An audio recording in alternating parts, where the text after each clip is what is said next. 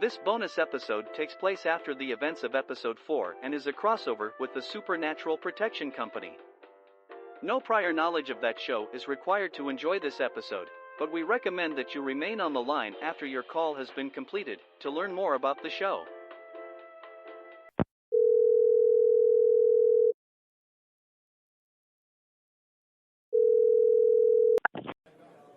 Thank you for calling the Supernatural Protection Company customer service line.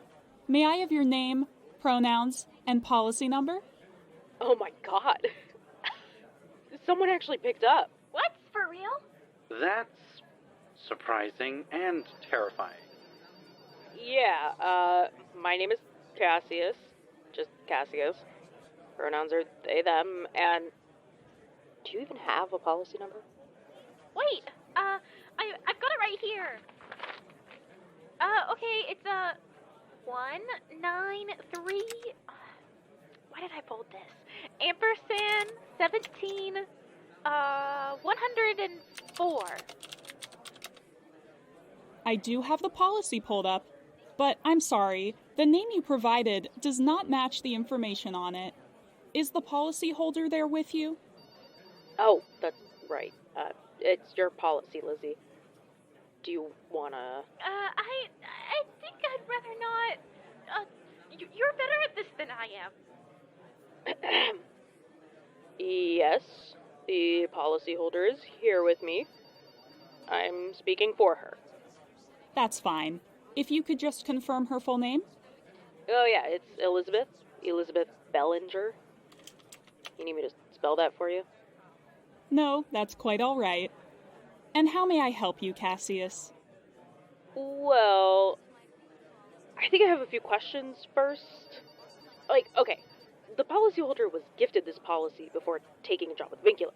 Do you know who they are? Yes, we are aware of VINCULA. Cool. Uh-huh. What did they say? They said they know him. Do you have any, details on them? We're employees at VINCULA, and we're not really sure how this whole policy thing works.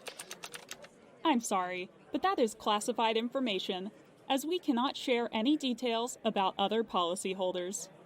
Ah. It's classified. Another dead end. Wait, you said they insure things? That's what my aunt said. All right. Let me try something. You want to talk to them? You can't lie your way out of a clear plastic bin, Silas. I don't need to lie. Be quick, guys. I don't know how long we have. Hello? Yes? This is Silas Caldwell. Pronouns he, him, speaking for Elizabeth Bellinger. I'm afraid there may have been some confusion. I'm here to make a claim about a destroyed recording device. I see. And was this device covered under the policy in question? Lizzie, did your aunt happen to mention what all was covered? I don't think so. Maybe. I may not have been paying very much attention. I just remember her saying it should help. We're not actually too sure about the coverage. If I may explain a little. We encountered something in the guy... Silas. In the woods. Yes, in the woods. We can confirm independently the entity in question was completely invisible. Our recorder was dropped from a great height and was destroyed in the process. Is that something that's covered? Was it dropped by said entity? Or rather, was it a direct result of an action taken by it? Direct result. One moment, please. Depending on the type of entity, Mix Bellinger does have coverage for damages to personal property. Can you provide more details as to the specifics of the situation? Certainly. We're VINCULA's exploration team. The Brinkers.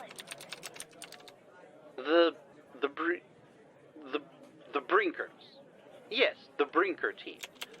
We collect samples abroad for their biotech work. During one of our collection runs, we ran into a large group of these entities. There was no visual evidence, but there seemed to be quite a few of them, based on the noise they made. Lots of yelling and screaming. It sounded animalistic. Our biologist thinks... Yes, I am a trained biologist, and it's my scientific opinion that we had discovered some kind of creature, or cryptid, if you will, an invisible ape, actually. On company permission, we were able to locate the habitat of these creatures, and it was while exploring this habitat that our recorder suffered its incident. Are you gonna mention the horse bat? This story is unbelievable enough without the horse bat, Alyx. Are you saying there were two distinct types of cryptid involved in this incident? That is very unusual. Oh, yes, actually. Sorry, I'm new to these types of incidents myself. But yes, a separate entity. A cryptid, I guess. Don't say it like it's a swear, old man. Another cryptid arrived and was the root cause of our issue. It came out of the sky screaming at us. We thought it may have been more of the invisible apes, but this, for lack of a better description, horse bat came swooping out of the air. I take it this flying cryptid grabs the recording device and then dropped it? Well... They haven't hung up yet. These guys might be the real deal after all. The flying cryptid grabbed our biologist first. Would you say it was like a mating ritual, or... I would not care to give an opinion on that at this time. Right. We're not entirely sure why, but it latched onto our biologist, who lost their balance and then proceeded to drop the recording device. Oh, this invisible ape habitat was maybe 20 or 30 meters up on a tree branch. I think I'm going to need some more information on where this occurred. Cryptid-related incidents must be verified through different means than other types of claims, seeing as collecting proof of them is quite difficult. We would dearly love some information on that ourselves, to be honest. You don't know where you were when this happened? No, not exactly. This may complicate matters even more. It's our opinion, as scientists from multiple backgrounds. I'm a physicist. I'm a biologist. I'm a something too. That the place we found these cryptids was not Earth, but we also don't know precisely where we actually were. Oh, so it was another universe or planet reached through a portal of some kind? That actually simplifies things quite a bit. It does? I mean, of course, that should streamline things, right? Yes, a portal of some kind. Why is that easier? I don't understand. Just one moment while I verify something. Wonderful. Did I let the cat out of the bag? I think it's okay to tell him, Silas. We're already going to be boiled alive if Vaux finds out we made this call. Unfortunately, it does not seem that Mix Bellinger's policy is extended for coverage on alien worlds and/or alternate universes. Drat. While her policy is fairly extensive when it comes to the work of what I can only hazard a guess is a cryptozoologist, it does not appear that non-Earth-based species were considered at the time this policy was last updated. Your aunt must have missed a clause, Lizzie. Why? You're not covered for non-Earth-based species. Really? That seems like an oversight on your aunt's part. I guess that never crossed her mind. Of course, I didn't really know what I'd be doing either. Well, you're right. I suppose this does simplify matters tremendously. We were hoping to get something for the recorder. Yes, I'm very sorry we can't help you with this particular incident. if Mix Bellinger would like, we can update the policy to include this coverage. I take it there will be more trips to this place in the future, and this way you will at least have some amount of additional protection. Unfortunately, yes. Many trips are likely to happen, whether we like it or not. Lizzie, they want to know if you want to add the coverage? Oh, they'd probably have to take it up with my aunt. She's covering for me right now. I don't want her to get it if it's too extravagant, but it does seem like it would be useful. What are we even talking about at this point? We were hoping for the scoop on VINCULA, and now we can't even get a $20 mic covered? Right. I guess I'll just have to let my aunt know to update the policy. We need to hurry this up anyway. I don't know how much time we have after I triggered the alarm in the secure specimen storage. Are we allowed to ask anything about VINCULA? Let me try something else. It looks like we need to pursue additional coverage with the person who pays for the policy. That's completely fine. Just ask Mix Bellinger to give us a call when that's sorted. In the meantime, is there anything else I can help you with?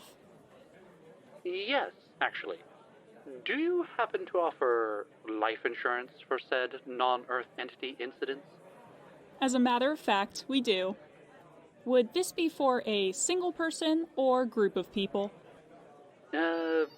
Let's just say one, since I'm pretty sure only one of us is very underqualified for some of the things he's been coerced into doing. Life insurance? Really? Any one of these trips could easily be my last, and you know it. And I'll not go unprepared. Would you like to sign up for one after I'm done? Why was roof access unlocked? Wait, what are you all doing up here? You know this area is off limits. We've been had. Oh, hi, Miss Vaux. We're just, Can it, Silas? Hang up! trying to catch the stairs, you know? Another time, Stars perhaps. aren't really We might call you back. Salutations. Sit with us if you want. Well, okay then. To be honest, I'm not at all surprised by any of that, given VINCULA is involved. Ugh, that company, I swear. And if that was the same Vaux I think it was, that group needs all the help they can get.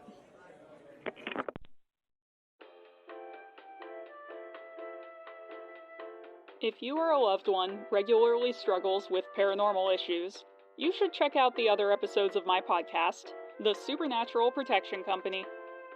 Through a mix of scripted and improvised comedy, experience what it would be like to work customer service for a paranormal insurance company. Available wherever you listen to podcasts. Find us on Mastodon at the SPC Podcast at podvibes.co or on Tumblr at the SPC Podcast. This collaborative episode of the Supernatural Protection Company and Syntax was written and created in collaboration with Saph the Something. The Supernatural Protection Company is one of my favorite shows, and we all enjoy it here at TSP. Saph does incredible work bringing the dry humor as well as the existentialism of being a call center agent to the AD community, and SPC is just incredibly well done and hilarious, and I would appreciate it so much if you were able to check them out. Thanks so much. This episode featured Ty Vaughn as Silas, Beth Phung as Cassius, Morgie B as Elizabeth, Jules Christine as Alyx, Kyla Crockett as Miss Vaux, and as always, Saph the Something. It was written by Ty Vaughn and Saph the Something, and produced by Stella, Rowan, Odom, and Saph the Something. Links to all their projects and socials are in the show notes, so be sure to check them out. The Syntax cover art was created by Anthony Crockett, and the SPC cover art was created by Ash Letty. Oh, hi, Miss Vaux. Good. It was a good start. Good start. Okay, for the first... I really felt like I did not say the T and don't at all, so I'm going to redo that line again for you. I apologize. Be quick, guys. I don't know how long we have. I didn't do it there either. I don't know. So how's everybody's evening going? Good. And how are the wife and kids? Great. Imagine being the agent. For whatever reason, this agent's like, why are there 6 people here?